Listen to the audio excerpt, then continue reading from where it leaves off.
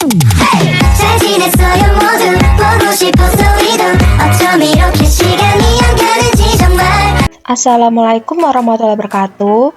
Yang terhormat kepada Bapak Dr. Andes Jean Amori, Magister Pendidikan, selaku dosen pengampu mata kuliah Filsafat Pendidikan. Di sini saya akan mempresentasikan materi tentang implikasi teori pengetahuan empiris terhadap pembelajaran berbasis pengetahuan. Nah, sebelum ke materinya, izinkan saya untuk memperkenalkan diri terlebih dahulu. Perkenalkan, nama saya Juwita Anggreni dengan NIM 22446405025. Nah, di sini saya akan membacakan latar belakang terlebih dahulu. Pendidikan bertujuan untuk mengembangkan potensi peserta didik melalui pengalaman belajar yang bermakna. Teori ini, teori pengetahuan empiris yang dipelopori oleh John Locke dan David Hume, menjelaskan bahwa pengetahuan diperoleh dari pengalaman langsung melalui panca indera. Sejalan dengan itu, pembelajaran berbasis pengalaman menjadi pendekatan penting dalam pendidikan modern karena melibatkan peserta didik secara aktif melalui praktik, pengamatan, dan aktivitas nyata. Oleh karena itu, perlu dikaji bagaimana teori empiris memberi dasar dan implikasi bagi penerapan pembelajaran berbasis pengalaman agar kualitas dan efektivitas belajar peserta didik dapat meningkat. Nah, untuk rumusan masalahnya, sebagai berikut. Yang pertama, apa yang dimaksud dengan teori pengetahuan empiris? Yang kedua, apa yang dimaksud dengan pembelajaran berbasis pengalaman? Dan yang terakhir, bagaimana implikasi teori pengetahuan empiris terhadap pembelajaran berbasis pengalaman? Nah, untuk tujuan makalahnya, yang pertama, untuk mengetahui konsep dan prinsip teori pengetahuan empiris. Yang kedua, untuk memahami konsep dan karakteristik pembelajaran berbasis pengalaman. Dan yang ketiga, untuk menjelaskan implikasi teori pengetahuan empiris terhadap pembelajaran berbasis pengalaman. Langsung saja kita memasuki bab pembahasan. Yang A, teori pengetahuan empiris. Nah, empirisme ini berasal dari kata Yunani empiria yang berarti pengalaman. Aliran ini menyatakan bahwa semua pengetahuan manusia berasal dari pengalaman indrawi, bukan dari akal semata seperti dalam rasionalisme. Pengetahuan dianggap benar jika diperoleh melalui pengamatan dan pengalaman langsung. Secara keseluruhan, teori empiris ini menekankan bahwa pengalaman yang konkret menjadi dasar utama terbentuknya pengetahuan. Yang B, yaitu pembelajaran berbasis pengalaman.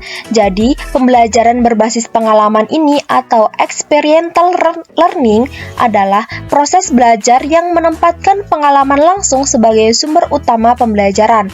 Nah, pendekatan ini bersifat holistik karena dapat terjadi pada individu, kelompok, organisasi, hingga masyarakat, serta fleksibel diterapkan kapan saja dan di mana saja.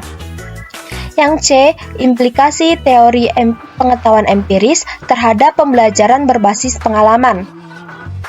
Nah, dalam pendidikan, penerapan prinsip empirisme ini mendorong siswa atau peserta didik untuk belajar melalui aktivitas seperti observasi, eksperimen, praktik, dan refleksi.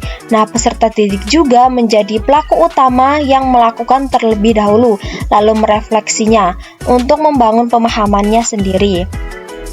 Nah, implikasi praktiknya yang pertama, untuk pemahaman konsep lebih mendalam karena diperoleh melalui pengalaman nyata. Yang kedua, peserta didik ini mampu mengembangkan kemampuannya dalam berpikir kritis, analitis, maupun reflektif. Yang ketiga yaitu keterampilan praktis serta soft skill ini seperti kerjasama, kreativitas, dan pemecahan masalah dapat berkembang. Yang keempat, guru ini berperan sebagai fasilitator yang menyediakan lingkungan belajar berbasis pengalaman seperti proyek, praktikum, simulasi, maupun studi lapangan.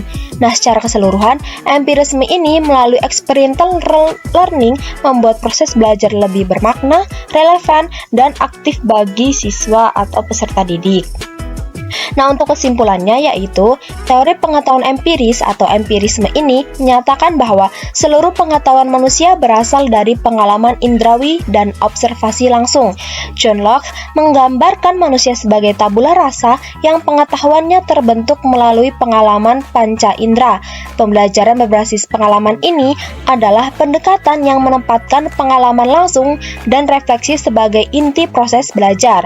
Pendekatan ini sejalan dengan empirisme karena keduanya menekankan keterlibatan aktif dalam lingkungan sebagai sumber utama pengetahuan.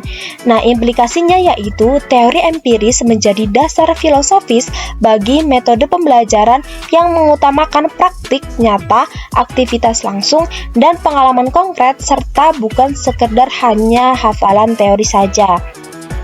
Nah, untuk sarannya yang pertama bagi guru, menerapkan pembelajaran berbasis pengalaman ini secara konsisten dan berperan sebagai fasilitator yang menyediakan kesempatan bagi peserta didik untuk melakukan observasi, eksperimen, praktik langsung maupun refleksi.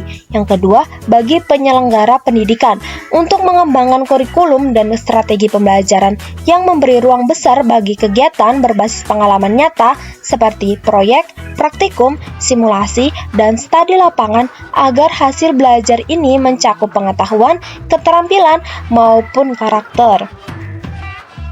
Nah, sekian presentasi yang dapat saya sampaikan. Bila ada kata salah, saya mohon maaf. Kepada Allah, saya mohon ampun. Saya akhiri. Wassalamualaikum warahmatullahi wabarakatuh.